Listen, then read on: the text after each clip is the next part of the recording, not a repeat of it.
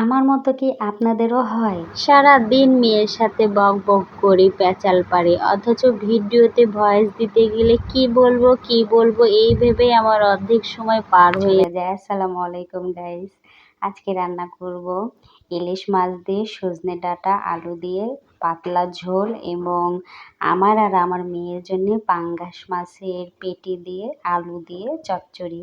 তো রান্নাবাড়ি নিয়েই আমার ব্লগ এবং রান্নাবাড়ি নিয়েই আমার রান্নাবাড়ি করতে ভালোও লাগে, আবার অনেক সময় ভালোও লাগে না।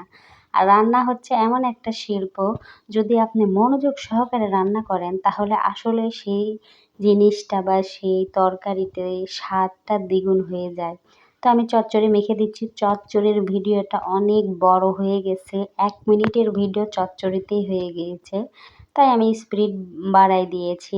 আর এটা কি আর বলবো, এত খেতে টেস্ট হয়েছে। আর পাঙ্গাস মাছ, আমার ইলিশ মাছের চেয়েও আমার পাঙ্গাস মাছটা অনেক ভালো লাগে।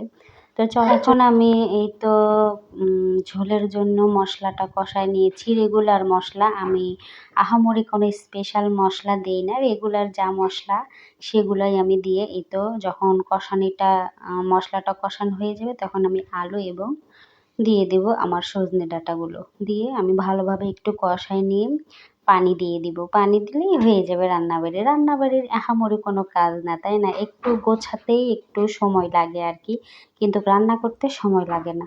আমার ভিডিওগুলো কেমন লাগে আপনাদের সবাই একটু জানাবেন। কথায় কথায় রান্নাবাড়ি শেষ, এই দেখুন কীরকম খতবক খতবক বলক পাড়তেছে, দেখেই খেতে ইচ্ছে করতেছে। আর বিশ্বাস করুন অসাধারণ হয়েছে।